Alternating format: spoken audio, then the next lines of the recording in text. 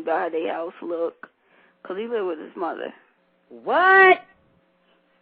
Wait a minute. So she's dealing with a nigga that ain't got shit, ain't got his own house to live in, ain't giving her no money.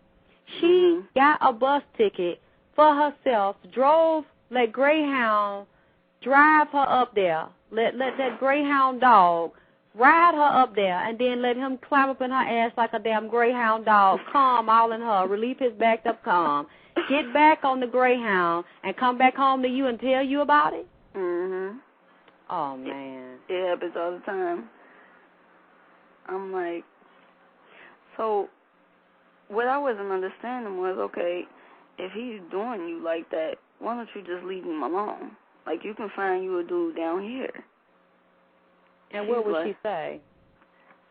Well, I mean, I just need a friend. That's why I'm holding on to him. So you need a friend and to draw calm out of his ass? That's your friend? Obviously, because I was like, I don't understand, but you sitting up here telling me, don't get with no, broke down, no good nigga, but, okay, here you is dealing with one. And is this the same boyfriend you told me about? You said when he came to visit y'all or something, she got mad at you because of something you said, or you said something about him you didn't like, and she actually wanted to attack you about this man or something. He was laughing, said he was listening to her get on you? No, I think that's what I was telling you about my father, but he used to live down here in Ohio, and because he's originally from New York, but he lived down here in Ohio. He used to come over there all the time, and so one time he was outside listening. He had to be out there listening because he was right by the door when she went to the door. She was in there yelling at me and my brother, you going to respect him? You're not going to disrespect him? If he cooks something, because we about to have a barbecue out here, if he cooks something, y'all going to eat his food. Y'all not going to make him feel Wait a minute, this your junkie daddy? Huh? This your junkie daddy? You talking about that's in and out and don't give y'all shit? No, this is her boyfriend that she was telling us. That's what I'm saying. Which boyfriend is this? Is it the boyfriend that she called that's the one that I've been telling you about. The one that called the Greyhound. Yeah, I Mm-hmm. remember you telling me that it was a boyfriend, it wasn't a daddy, and that you didn't like him. You said you could tell. No, I didn't like him because I knew he wasn't no good. But then you said she asked you something about him, and she didn't like your response to him. Let me think. You said y'all had a discussion about him. She asked you, what did you think about him? Something I remember you were telling me, and she didn't like that you didn't like him, like what you said, or that you really weren't engaging him like you really liked this guy. I basically told her, I said, because I'm not going to sit here and sugarcoat the way that I feel. So I said, okay, I'm going to tell you the truth. I don't like him. I know he's no good for you. You need to leave him alone. Mm-hmm. And I'm like, I'm not going to sit here and respect somebody that doesn't respect you. And obviously you don't respect yourself. You sitting up here with a no good nigga. How old do you say your mom is? She's 45. What? So she older than me. Mhm. Okay, so when you told her you didn't like him, so you said this man cooking these ribs and shit, and she said you gonna like the ribs, you gonna eat the barbecue. Right, y'all gonna eat it because I think we got home from school or something, and she came out. No, she told us in the car. She said, well, he out here cooking ribs, so y'all gonna sit here, y'all gonna eat his ribs, y'all not gonna make him feel like that he's an outcast and all this stuff. And I'm like, okay, no, I'm not. I'm not gonna eat his food. I don't like him. Like, he could have put something down in food. I'm like, so you can't trust him. So when you saying that, he's outside listening. No. You say he's on the porch or something. I remember you saying. No, he was on the porch. See, this is when she hit my head up against the wall. We was inside the room, and he had came over, and he was outside listening on the porch because she was yelling at us, and you could hear it through the window. Right. And so she walked up on me because she was getting on me because she thought that I was pursuing my brother or persuading my brother to not like him. And I'm like, my brother got his own mind. You know what I'm saying? So she come up on me, and all of a sudden I feel my head go against the wall. She pushed my head back against the wall. And so I start crying. She like, shut up, I don't want to hear it. Get out of this room.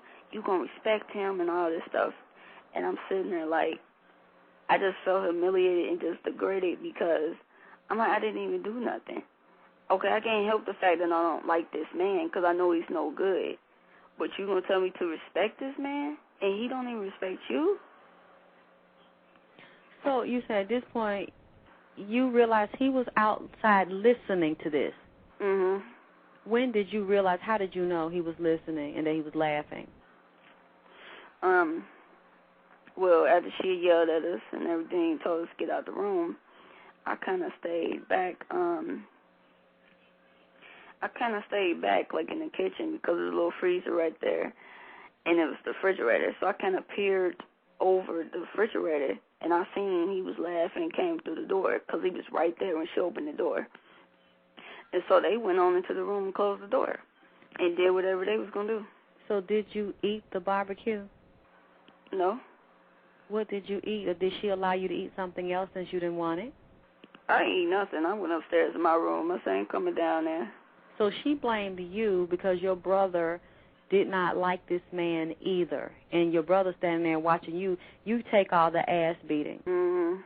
And your brother just stands there. She don't touch him. No. But you said she worships and praises the boys.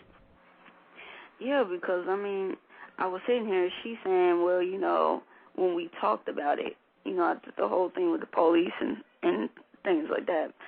So after we sitting there, we talking about it, she's sitting there making me feel like, you need to go to counseling, you need to get a therapist, something, because, once again, I'm sitting in a household where my mother think I'm crazy.